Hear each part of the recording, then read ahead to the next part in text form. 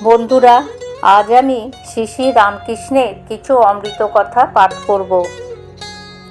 শ্রীরামকৃষ্ণ বলছেন, হৃদয় বলতো, এমন ভাবও দেখিনি, এমন রোগও দেখিনি।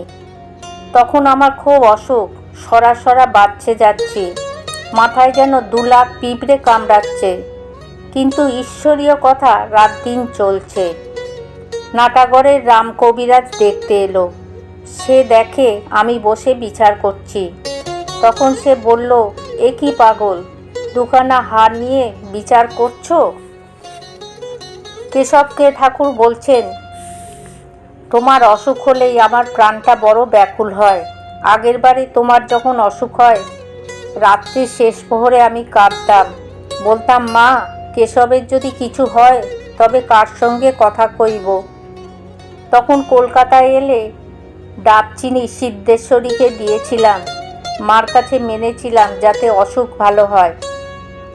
কেশবের উপর ঠাকুরের এই অকৃত্রিম ভালোবাসা ও তাহার জন্য ব্যাকুলতার কথা শুনে সবাই অবাক হয়ে গেছে। শ্রীরামকৃষ্ণ বলছেন, এবার কিন্তু অত হয়নি, ঠিক কথা বলবো, কিন্তু 2-3 দিন হয়েছে। পূর্ব দিকে যে দরজা দিয়ে কেশব বৈঠকখানায় প্রবেশ করেছিলেন, সেই দরজার কাছে কেশবের পূজনীয়া মা এসে দাঁড়িয়েছেন।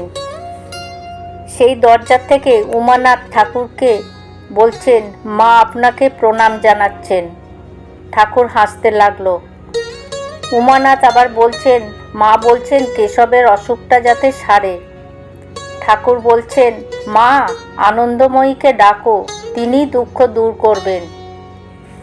ঠাকুর কেশবকে বলছেন, বাড়ির ভিতরে অত থেকো না, মেয়ে ছেলেদের মধ্যে থাকলে আরও ডুববে, ঈশ্বরীয় কথা হলে আরও ভালো থাকবে।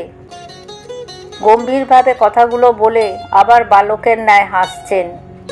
কেশবকে বলছেন, দেখি তোমার হাত দেখি। ছেলে মানুষের মতো হাত নিয়ে ওজন করছেন।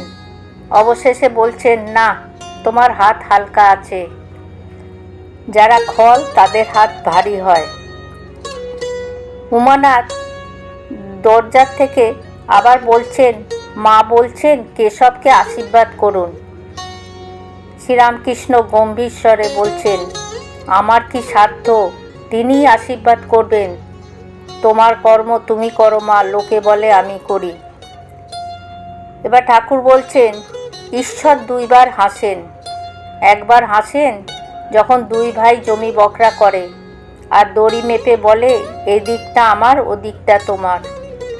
ঈশ্বর এই ভেবে হাসেন, আমার জগৎ তার খানিকটা মাটি নিয়ে বলছে, এদিকটা আমার, ও দিকটা তোমার। ঈশ্বর আরেকবার হাসেন, ছেলের অসুখ সংকটাপন্ন, মা কাঁদছে, বৈদ্য এসে বলছে, ভয় কি মা, আমি ভালো করব। বৈদ্য জানে না, ঈশ্বর যদি মারেন কার সাধ্য রক্ষা করে। ঠিক এই সময় কেশব অনেকক্ষণ ধরে কাশতে লাগলো। সে কাশি আর থামছে না। সে কাশির শব্দ শুনে সকলের কষ্ট হচ্ছে। অনেকক্ষণ পরে ও অনেক কষ্টের পর কাশি একটু বন্ধ হলো।